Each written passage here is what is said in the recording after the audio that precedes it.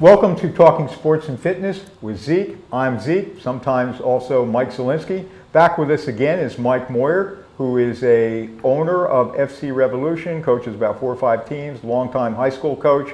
And we're here to talk about Berks High School soccer, boys and girls. By the way, please like us on Facebook or subscribe to the People Chronicles on YouTube. And you can also give me a shout out on Facebook. And Mike has a Facebook page, FC Revolution. Yep. Welcome, Mike. Thanks for having me. So what's the story with high school soccer in Berks County right now as we do this show? Yeah, it's exciting. It's wide open. You know, every year for the last several years, it seemed like everybody knew who was going to win the championship, boys or girls. This year, I think it's really wide open. There's a lot of good talent, a lot of good teams, and some upsets so far in the season. So it's been interesting to follow. Yeah, the story last year, of course, was Reading High's remarkable renaissance. They had a tremendous program, but they lost a ton of kids, right? So yeah, they lost half their starters, but they still have half back, and we're happy because last year 10 of the 11 starters were FC Revolution players. We do a lot with the city kids at our club. And this year, there's still 5 or 6 FC Revolution players starting for Reading High. Mike Kahn does a wonderful job there, and they just upset Exeter, who was the preseason county favorite. So things are crazy right now. Yeah, well, you mentioned Exeter, and they're supposedly a top contender in Division I. And Wilson, which I know was kind of decimated by injuries last year, Wilson seems to be having a comeback season as well. Yeah, Mascarandi's the head coach there. I think he's in his 4th year. He was not happy with last year's results, and we saw Mas a lot over the winter at one of his restaurants, and my brother Jerry and I would talk to him for hours about soccer, and we still do. Great job he's doing this year. I think they're 6-0. They got some really good players. Kristen Slode, who could play any sport, big 6'3" striker, tough to stop, great speed, great power. He reads the game well. He's a big-time player. And yeah, you talk about he sounds like he could be good at anything, lacrosse, football, yeah, whatever. So it's kind of cool he's playing soccer. And he plays high school basketball, and he starts for Wilson as well. And it's back. Fleetwood has been back, right? You know, back in the day with Ray Buss, and you were a player there, and Jerry Moyer, your brother. Fleetwood was the program in Berks County.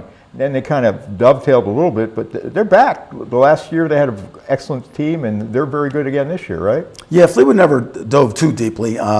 Keith Schlegel's the head coach now, is doing an awesome job. They went on to districts last year, won the district championship, went on to states, and they returned a lot of players as well. That's why I said the whole county's wide open on the boys' side. And girls' side, there's top 4 or 5 right now, but anything can happen when the playoffs come. As we talk, who are those top 4 or 5? For the boys? Well, let's start with boys and we'll do girls. Yeah, you know, right now I think it's Wilson. It's, you know, Kutztown was big last year, but they lost so much, so they're down a little bit. You got Daniel Boone boys that are doing a real good job. Exeter boys are probably a preseason county favorite as well, with a lot of good players. Reading High's still there, and Fleetwood. So there's 4 or 5, but again, any of them could win it. Kind of makes it exciting. It's when it's already a foregone conclusion, it kind of takes the fun out of it. What about on the girls' side? Yeah, girls' side, Daniel Boone right now looks to be the favorite. They are on a roll. They have good players, they have good goalkeepers, they have goal scorers, they have talented midfielders, and they're beating teams by a lot of goals right now. So they seem to be the favorite, but Governor Mifflin's going to do real well. Wilson's going to step back. They have a rough start, but they've had some major injuries, and Tim Fick's a great coach, so he'll have them ready for the playoffs as well. Yeah, because Wilson has won a ton of girls' titles, correct? They have. Since back in the 90s, they've won a lot of championships.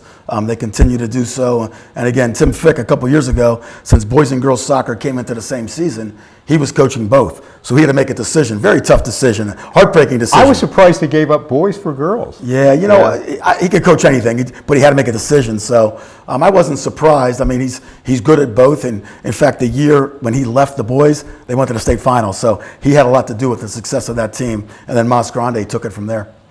The move to the fall, away from lacrosse, has that helped girls soccer?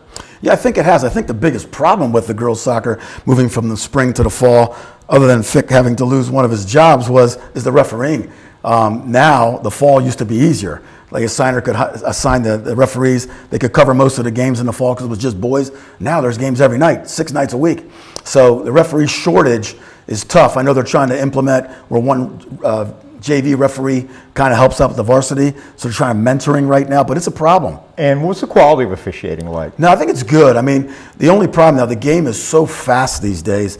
There aren't any deep sweepers for the most part, so the defensive back lines are up, and the person on the referee that's holding the line has to run like crazy. So some of them are getting up in age, but they try to keep up. But I think fitness of the referees is the biggest issue, trying to stay with the high school players. They're very fast. If you're a midfielder, how many miles do you think run in a single high school game? Yeah, good ones, maybe 5 miles a game. I mean, the players that are going to get the ball, and we see midfielders just stand around and wait for the ball to come to them, but the good dynamic midfielders can run several miles during a game. And they're not jogging 5 miles. I mean, they're running hard and stopping and starting. Well, what's great about soccer is that you're walking sometimes, you're jogging sometimes, you're sprinting sometimes, and you're running sometimes. So the 4 different modes of movement with the feet come into a play with soccer players. That's what's kind of cool, and that becomes a problem when coaches start training players. I know a lot of the junior high players are just complaining a lot because all they do is run cross country and run before practice. That doesn't make anybody better. Soccer running is including walking, jogging, sprinting, running, all 4 things. So cross country training for soccer players isn't good. How essential is it, and you coach 4 different teams in the high school level, a feeder program from junior high and the club teams? Like, does a good coach on a high school level, does he have much input on what the club teams might be doing in his district?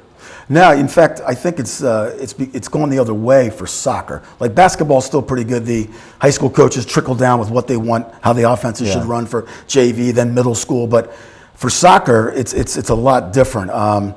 I think the feeder programs are clubs now. I mean, they're learning, they're playing against better competition. Soccer middle school teams are still kind of rec style. A lot of players are coming out for the first time, so the level isn't great for middle school soccer, and a lot of 9th graders now are good enough to play varsity, so they aren't even playing JV, and some aren't playing middle school, so soccer's become a little bit different as far as feeder programs. I heard a parent yell the other night when 11 players were being subbed in a JV game, "This is our feeder program, this is terrible, why are you taking all 11 players out?" Well, most of those kids are never going to play varsity. Again, middle school and JV teams aren't really feeder programs for the varsity anymore. That's interesting. How much better, if you quantify it, would you say the quality of high school soccer is now as opposed to 10 years ago? It depends. I mean, in some aspects, it's much better. In some aspects it's not. I think today's kids all think they're Messi or Maradona or Ronaldo, and they're trying all these fancy moves. At times they just shouldn't do it. And sometimes coaches just allow them to do it in certain parts of the field. On the other hand, the game has become much more complicated. So players are much more advanced. It's almost like they have a master's degree in soccer by the time they get to their high school coaches now because of all the good club competition they play around the country. So it's, in a way, it's a good thing, the exposure of top flight soccer on television, but in a way the kids are mimicking or they don't have the skills from the top guys, so they're trying to mimic them. I can see would be a frustration to a coach. Yeah, at times. I mean, it's still a whole lot better to have that available. And our kids, you got 7- and 8-year-old kids following big time teams, and their parents say that their rooms are plastered with posters and jerseys, and the game of soccer has just grown unbelievably. So it's all been good. And is that something you would envision 20 years ago? Well, you know, I took my first coaching license back in 1979, a long time ago. And we were told back then that the U.S. was going to win a World Cup within 10 years. It's been decade and decade and decade. We're still waiting for that to happen. And on the men's side. And we're going to be waiting a few more years, I think. Really? Yeah. And that's just because we have too many guys going into other sports? I don't know. Certainly, if all the NBA players played in the MLS and played soccer, the argument that their feet are too big to kick a ball, but those are the best athletes in the world in my mind. Some people say ice hockey players. I think it's NBA players to be able to do what they do in their size. But we'd like to get a couple of those on the national team. We'd be a lot better. Yeah, I'd like to see LeBron play soccer. Yeah, LeBron would be awesome. Anything else you'd like to share with us on the high school level? No, I think the Reading Eagles does a great job with Berks Game Day. They have all the scores, the top scorers from every team, the rosters of every team and player, and the standings are updated. So you can, if people really want to follow high school soccer or any high school sport, that's a good vehicle to do. Oh, it's a real treasure house. In fact, when I was culling some notes together for this program, Berks Game Day. Yeah, it's a great place to visit. BerksGameDay.com.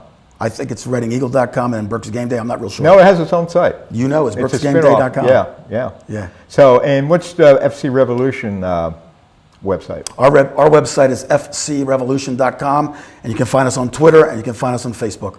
All right. Well, thank you for sharing your thoughts with us and telling us the story of Berks High School soccer in 2015. Wish you a lot of success with your soccer programs and appreciate your expertise. Thank you.